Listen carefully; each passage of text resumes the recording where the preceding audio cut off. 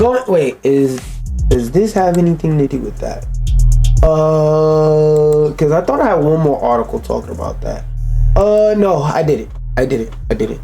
So let's go and talk about how I had to play the right music while I talk about this topic. 1 second, y'all. Let me turn on my mood button.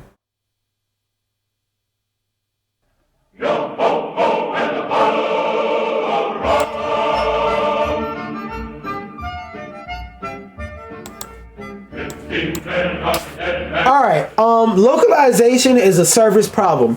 How Gabe Newell's stance on piracy could help the anime industry.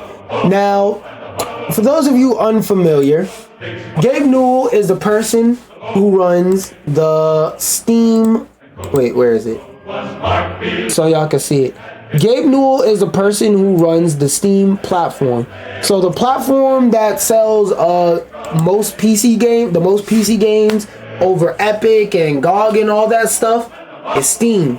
Gabe Newell is the person who founded and started the Steam as a company, made it popular, worked it to get it to where it is now, and is still currently the head of that. And to speak about my feelings on like pirating, if you're pirating to be cheap, that means that you're using games to escape responsibility. Put the controller down and go handle what you need to handle, okay? I only condone it in a sense of if the company, if it's like a EA Sims type situation to where the only way you could play with half of these funky ass shits that make the game fucking work is that you gotta pay like 10 bands where they try and nickel and dime the fuck at you. In a case like that, that's different. But most of the time, if you're just doing it just to be cheap, get your money up, not your funny up, bitch ass nigga. Bitch ass nigga. The pirating community is of like gaming and stuff like that is mostly for like the preservation of games and stuff like that. And mostly I use it for whenever I want to demo a game that has no actual demo, because like the art of releasing demos and gameplay, like to let people actually play the game before they buy it, that art is something that's just getting lost in the shuffle and is becoming a relic of the past. So sometimes I get Steam has a policy, Steam has the policy, you could just buy the game and play it for an hour before you send the game back and then blah, blah, blah, blah, blah. But for me, it's like, bro, some games you can't get a good feel for in 2 hours. Like, for example, a Soulsborne. You can't get a good feel for a Soulsborne game in an hour because there's a lot of stuff that you would have to test out and try out in a game that it takes more than an hour to like get to, because first you got to get the introduction into the story. First you got to get comfortable with the controls. You got to fight and beat a boss. You got to see how complex that boss's AI is, how the systems in the game in terms of like the gear system, upgrading your characters, you got to see how that works a little bit. For something like Monster Hunter, an hour, nigga, that's one monster. In Monster Hunter, you need to hunt like 4 or 5 monsters to test out if you actually like this game's hunting system. So that 2 hour shit sounds cool, sounds good in theory for a lot of games, but certain games you just can't demo in that amount of time. Certain games you need more time than that to try them out. Number one. Number two, another good thing about sailing the 7 seas for games is sometimes it's a better experience. Like, especially if it's a PlayStation game, you're better off sailing the 7 seas than paying for the game, because then you don't have to sign in a PSN. And for those of y'all who don't understand why PC players don't like signing in a PSN, how many times have you heard stories about PlayStation getting hacked? Quite a few, right? Yeah, that happens a lot more. That happens a lot more than you realize. So people who are playing on PC, it's like, yo, why would I sign up? Why would I build a PC and not play on my PlayStation? Like, build a PC to avoid playing games on PlayStation, just to turn around and be forced to sign into PlayStation to play my game. And they get data breaches and all that like every other week. Like, nah, get the fuck out of here. No. So what they do instead is they just pirate the game that you to where you don't have to sign in a PSN and you don't have to worry about your data getting leaked. Because every time your data gets leaked, you're supposed to not only change the password, you're supposed to delete your account or reset it. So you either got to delete and reset all your accounts connected to that account. You got to change the password to your email. Whatever passwords you was using before, you just got to change that, period, right? You're supposed to be rotating your passwords on a certain basis and using a password manager, but most people either can't do that because they just don't give a fuck, or they can't do that because they genuinely don't know how a password manager works. So they're not you got to rotate your passwords and all of that. You're supposed to like unlink your email from everything until you're sure that your data is good and all, and then link it back website by website after you switch up all your data and stuff like that. Like, it's a lot of extra steps you're supposed to do, and it's like the average person is like, bro, worry about getting my account hacked because I signed up for PlayStation. Don't sign up for any game that has anything to do with PlayStation. Which one is easier? But another thing, the way that Gabe Newell ties into this is, I don't remember the exact quote. They might have it in here, but basically he said that piracy is usually a service issue and not a price issue. Because, for example, if you went to go buy NBA 2K this year, right? And they charged you, actually, no, I gotta use a different game. Let's say the next Elden Ring game, they try and charge you $500 for the game. It's just regular Elden Ring, but now they just decide, fuck it, the 2022 Game of the Year winner, Elden Ring, we're gonna charge you $500 for it. Now what? And what if you sailed the 7 seas and you found it for free? What would you do? Would you go and buy?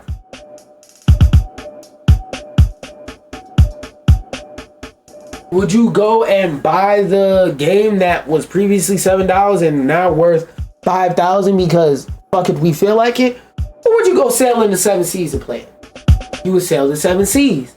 So a lot of the time, it really isn't a issue of, oh, people are just cheap and they just want to get stuff for free. No, usually it's an issue of this shit ain't worth what you're charging. In 2011, president and founder of Valve famously said that piracy isn't a problem of price, it's a problem of service. Yep, piracy is a service issue. Started a sentence off with a conjunction. What do the problems facing the Western anime and manga scene have to do with PC gaming? A lot, honestly.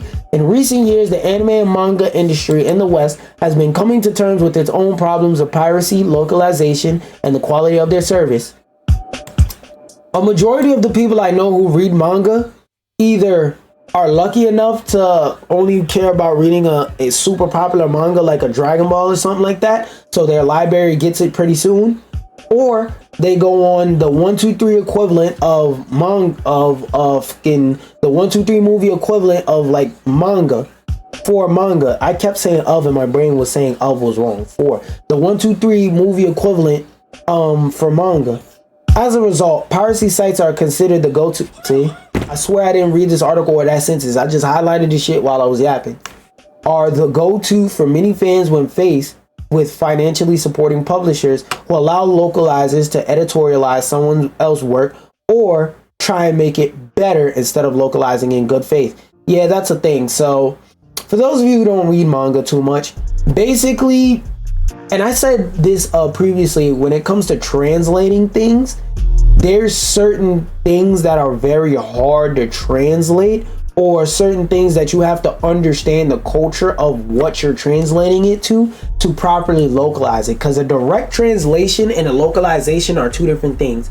A direct translation is word for word. So the example I used last time and that I'm going to use this time is in English. If you ask somebody, what days, what do you call Saturday and Sunday?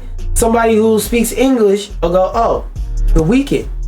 Somebody who speaks Spanish will say el fin de semana. Now, you may be sitting there like, what the fuck is fin de semana? In Spanish, fin de semana, literally word for word, translates to end of week. Somebody who speaks English, if you translate end of week, if you translate el fin de semana, the end of week, word for word to somebody who speaks English that's going to be confusing to somebody who speaks Spanish, el fin de semana makes sense. Versus, like I said, an English speaker, if you say end of week, they're going to say, don't you mean the weekend? So it's also a lot of things that go into culture with it, but sometimes localizers take examples too far and they drastically change things. Like, for example, one example I know is in Sailor Moon, when the localization team was changing it from Japanese to the other languages like Spanish and English and whatnot. There's a lesbian couple in Sailor Moon, but to try and get the rating down to be more kid friendly, they edited out some of the more like love heavy scenes, not in terms of like sexual scenes or nothing like that, but the more love heavy scenes and stuff like that, where they might have been kissing or whatnot. I don't know. I haven't actually watched Sailor Moon, and I'm just telling you a historical fact that I know to be true. They edited out some of the more love heavy scenes and they just replaced words that would have meant lover with cousin. So now they're holding hands and stuff like that and acting all flirtatious towards each other when they're cousin. And they're giving off sexual type energy when they're cousin. When in the original joint, they weren't cousins. They were in a partner type relationship. So that's what they mean when they say make it better instead of localizing it in good faith. Usually they start changing shit because they go, oh, these people wouldn't like this, so let me change it. I'm gonna make it better so that people will like it more. It's like, no, stop. You're not a writer. If you want to be a writer, go be a writer. Fuck, nigga, your job is to translate. Earlier this year, I don't know how to pronounce that, the creator of the Kingan series, Kingan Ashura, Kingan Omega, discussed how he entrusted the localization of his work to an amateur team of fans. Oh fuck. Luckily, the publisher went with his recommendations and hired the fans. Oh. So basically, he was saying he trusted the fans over the localization team because fans ain't gonna do fuck shit. They're gonna be faithful. Okay, I get that. The first translation I saw was good enough as a translation, like if it was made as part of an English exam for school, but was unnatural to read. Like I said, the Fin de Semana episode. Like if instead of answering the question, what is Friday and Saturday, Friday, Saturday, Sunday, if instead of answering that the weekend, I said the end of week, you would think that's weird. That's what they're saying, a bunch of shit like that. But for Japanese equivalents, I had to print out both what they showed me in the piracy version and show it to my editor side by side in order to explain just how much smoother fan translation was than the official copy. The initial translation was done by AI. That's another fucking thing. Y'all niggas need to stop trusting AI for everything, because like even y'all see me sit up on the stream and use AI sometimes, but I use it sparingly and I use it for certain particular things. There's a lot of old farts that don't understand what AI actually is, and there's a lot of people manipulating and perverting the definition of AI by they're basically a bunch of snake oil salesmen are walking around using AI as their new buzzword term. Like, hey, AI this, AI that, when really a lot of the shit that you've been doing since like, let's say 2010 has had AI integrated into it. Whenever you use Google, no, I'm not talking about Gemini. It had AI in it. Whenever you play a video game and the characters start doing certain stuff, even though nobody's controlling them, AI. Okay? AI has been around for a very long time. It is just now, since large language models, which is what they're actually referring to, LLMs, large language models, have gotten popular, the term AI has now become a buzzword because large language models make interacting with AI more personably friendly to the average person. So somebody who isn't technologically literate, they can use AI way more easily now versus before, where they had to understand certain different nerdy number type shit, where now they could just speak like they're speaking to a regular person that's a librarian or something, and now they're speaking to a virtual librarian that's going in their virtual library book saying, you want Akira Toriyama's Volume 23 Shonen Jump graphic novel Dragon Ball Z? Well, here you go. Here's a link to it. That's all that it's doing. And you was able to do stuff like this before with tools such as Google Scholar. It's just that you had to have a certain knowledge and understanding of how to use it, like I've been saying before. Now it's easier than ever, so that's their favorite fucking buzzword. So a lot more people who don't understand the technology and what its actual strengths and weaknesses and purposes are using it, and they're basically misusing it and abusing it and thinking it's a magic fix-all, when really it's the metaphor I like to use. What they're trying to do is they're trying to use a hammer like a Swiss Army knife. It's a fucking hammer. You use it to put in nails, you use it to take out nails. You don't use it to screw in a screw. You don't use it to cut open a bag of groceries to get to beef jerky. You don't use it to fucking file down your nails and then file down the bars in your jail cell to escape. No, that's not what it is. It's a hammer. You put in nails, you take out nails. And sometimes you can't even take out nails. You just put in nails. All right? His instincts to entrust a project to fans has seemingly paid off. Kengan Ashura has received multiple anime seasons after partnering with Netflix, and he could be a harbinger for a closer relationship between and legitimate publishers. Here's what Gabe Newell's philosophy of piracy as a service problem comes in. Fans are more enthusiastic than ever to support creators, which, yeah, that's true. That's why that article, the day I had it, I didn't want to talk about it too much in depth because I didn't give a fuck. But basically, Bungie had the choice to hire industry professionals to work on the next, to work on the next, not next Destiny game, but next Destiny 2 expansion.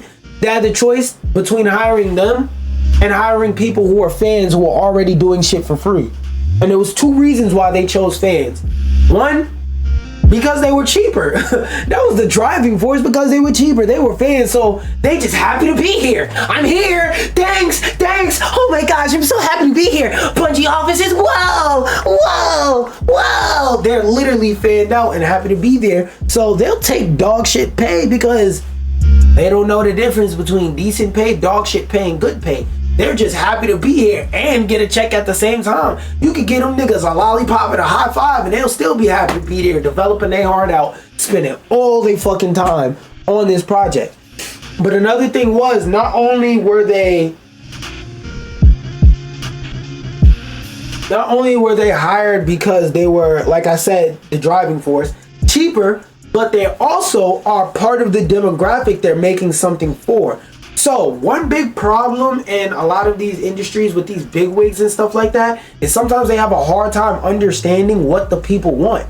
Well, if some of the people are developers that love this game, so if some of the people that are playing Destiny are also capable of developing Destiny, that's the perfect medium. So not only do you know what the players want because you're a player, you're also able to articulate yourself in a development setting to where you can say, this is what we like, this is why we like it, this is how we implement it.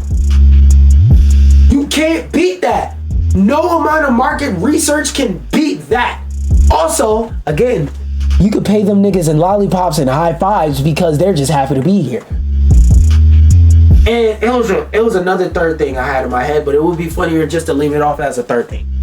Anyway, and increasingly that means going to Japanese publishers directly. Sometimes it's because the series hasn't been picked up in the West, but it also happens when the localization and English publisher has lost the good faith of the fans. Like I said, they gave an example here, but like I said with that Sailor Moon episode where they'll straight up change details of the story because we don't think it'd sell well in here.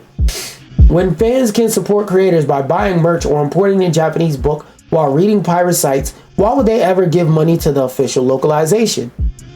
It's also another thing. Two, a lot of companies believe just because you put a product out there that's good, that people should pay for it. No. There also has to be value in your product. That's why if you look at a lot of my videos, for it, to use myself as an example, you look at a lot of my videos from before now, you'll look at them and be like, yeah, I have no reason to watch this video at all. I really don't care. I don't give a fuck. Versus if you watch my videos now, before I was really just making self-serving videos. I didn't give a fuck. But as I learned to make videos for an audience that people want to watch, I started getting more viewership, more likes, comments, etc., etc.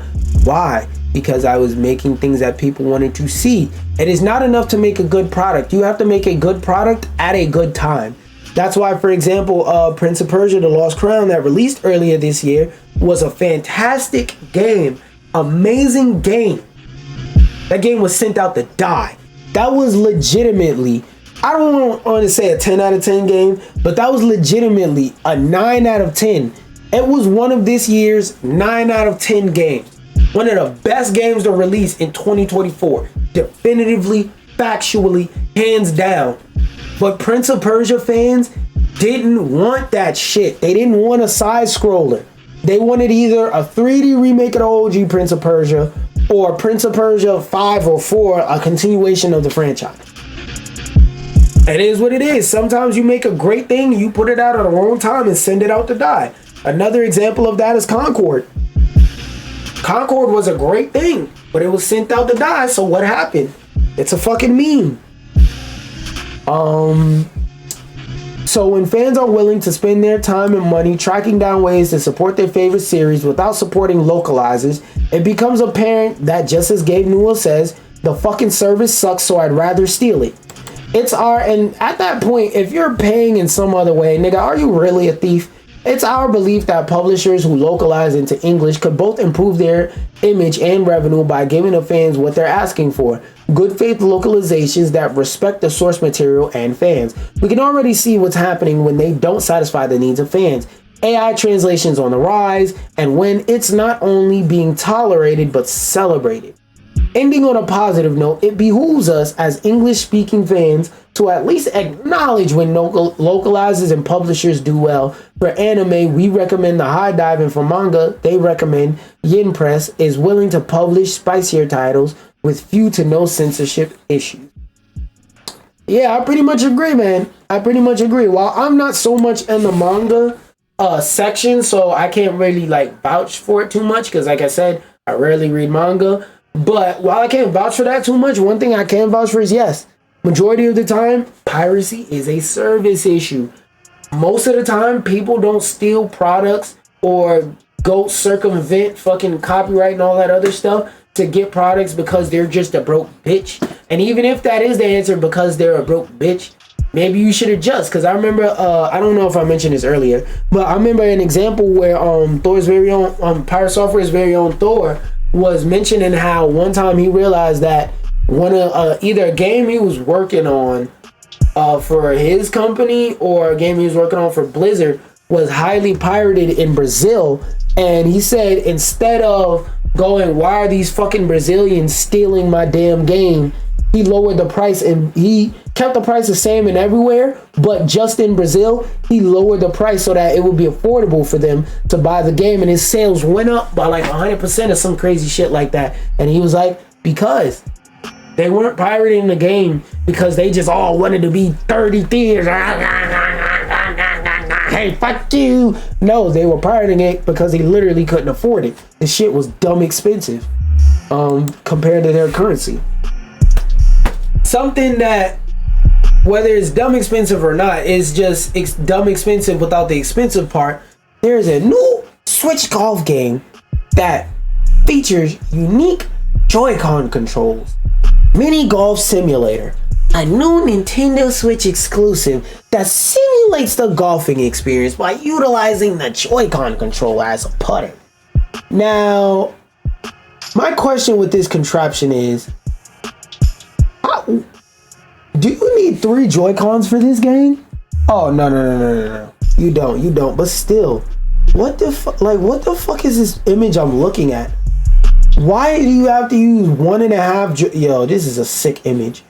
Players use a wrist strap attachment to dangle the Joy-Con and swing it like a golf club.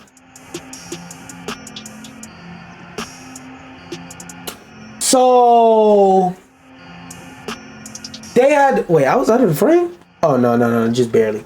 So it wasn't enough to be able to take the the Joy-Con remote and just swing it like that, like a regular fucking putter. Nah, we gotta use this fucking spiderweb contraption Yo, Nintendo will never beat the shitty shovelware allegations. Player using it, blah, blah, blah. The Nintendo Switch 2 is rolling, blah, blah, blah. Blah, blah, blah. I want to see the pictures, man. Oh, yeah, there's a video in here. Because I saw earlier, I just scraped through the article to look and see if there were pictures. But if there's a whole ass video, I'm not looking at them pictures. I want to see this shit in action. Oh, that shit got Nintendo branding in the front. Oh, this is an exclusive. This shit exclusively ass. What the fuck? What the fuck is this? Okay, yeah. Wait, are they about to talk? Wait.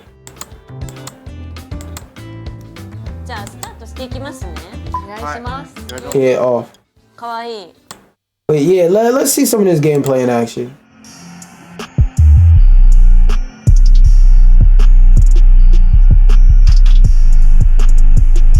What the fuck is this? Nah, bro. Please let this diagram explain something. How to make the style putter controller. What the fuck about this relates to a putter? Fasten the left side the same way as the right side. Okay, cool. Hold L and swing. Nigga, you taking an L by swinging your Joy-Con around like this. Got your Joy-Con dangling around like a gun in a drill rap music video from Chicago in the early 2010s. This completes the blah blah blah style putter controller. Nah, what the fuck? What is this? Yo, gaming is one of the coolest fucking hobbies ever because there's always just strange things like this that exist.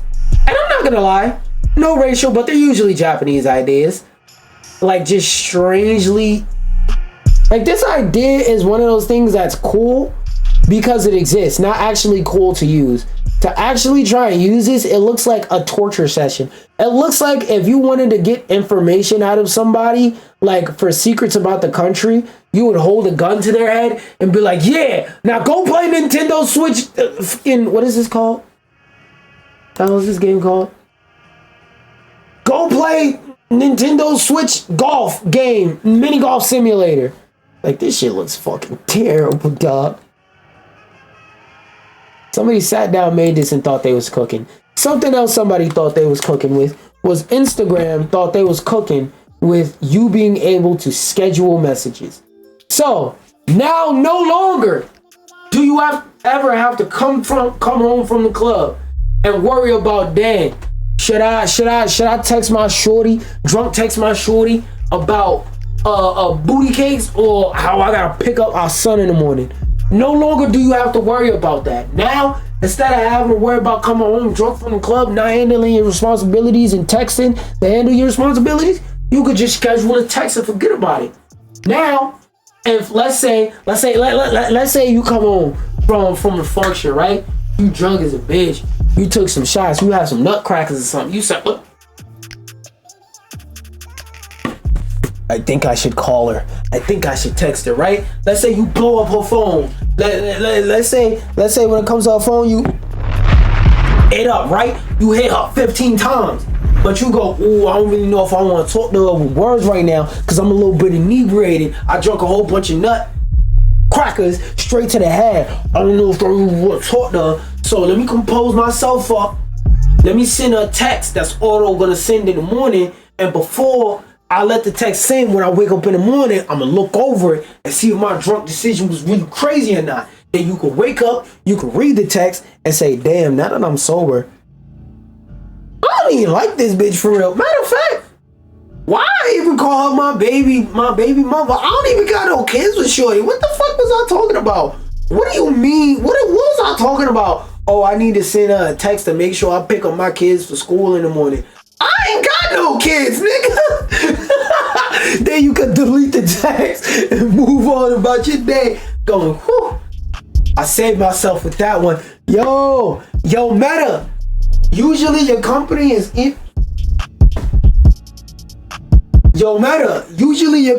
evil as hell, and y'all usually doing something to manipulate people. But yo, thanks for the alley-oop with that one. Y'all really passed me the layup on that one, gang. Not gonna lie.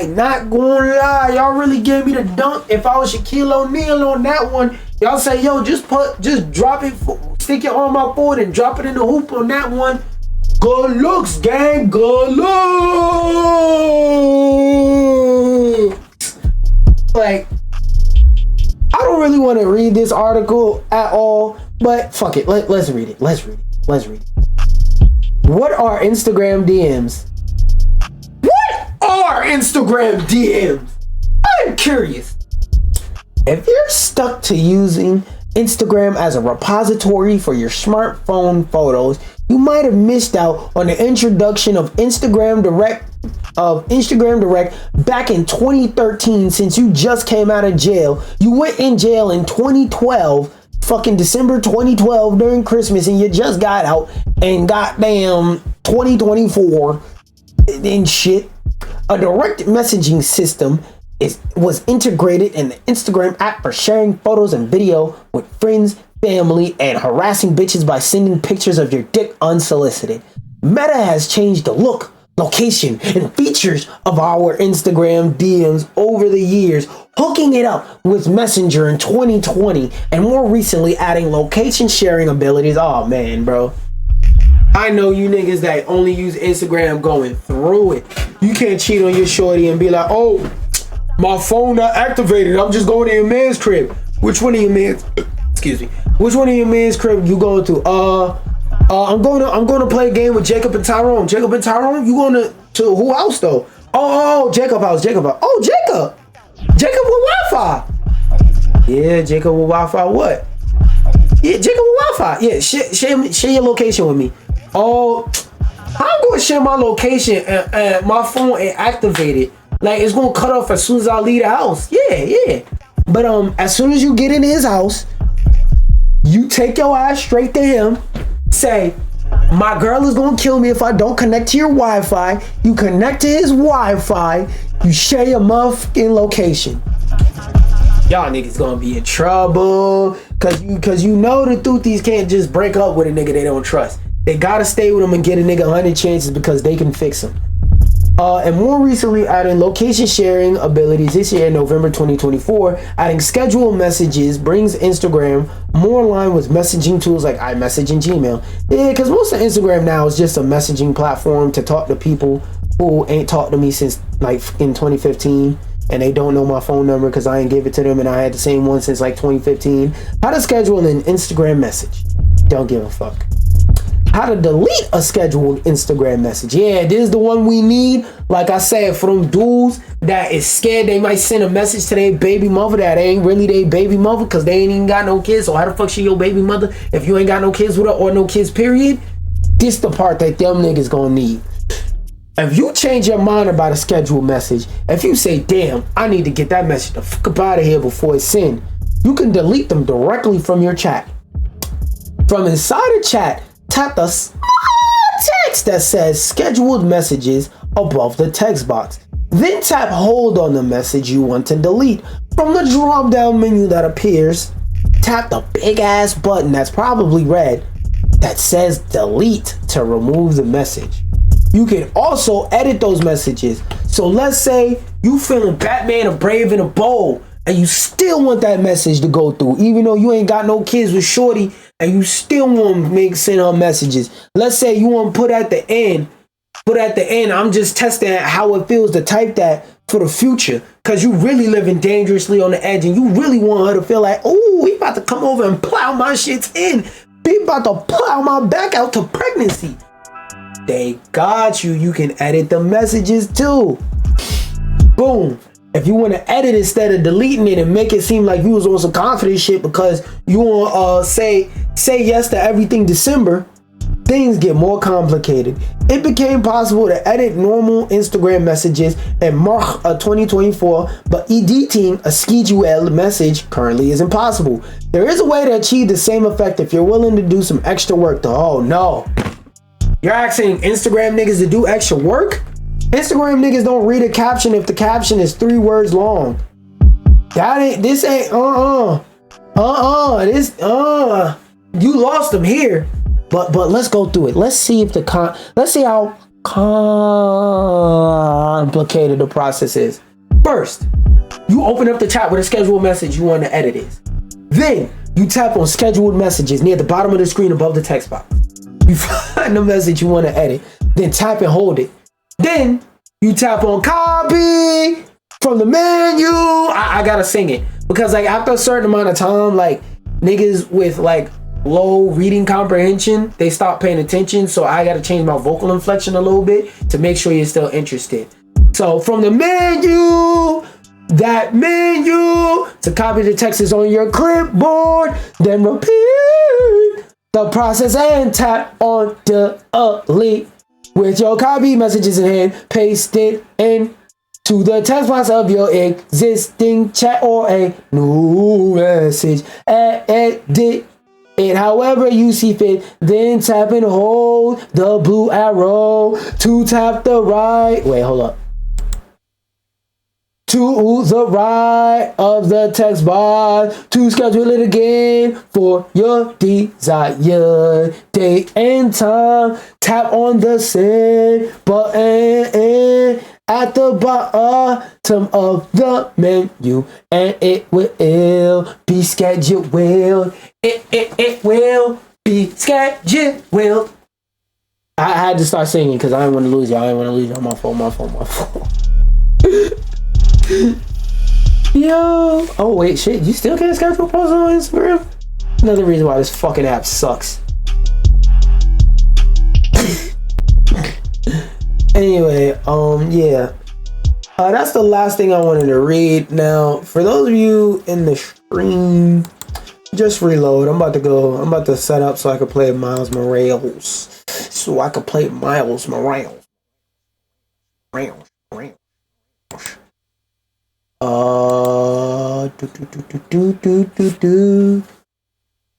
I'm gonna let y'all know when to reload.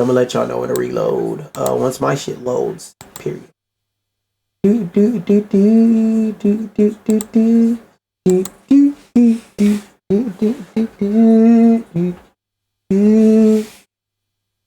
All right.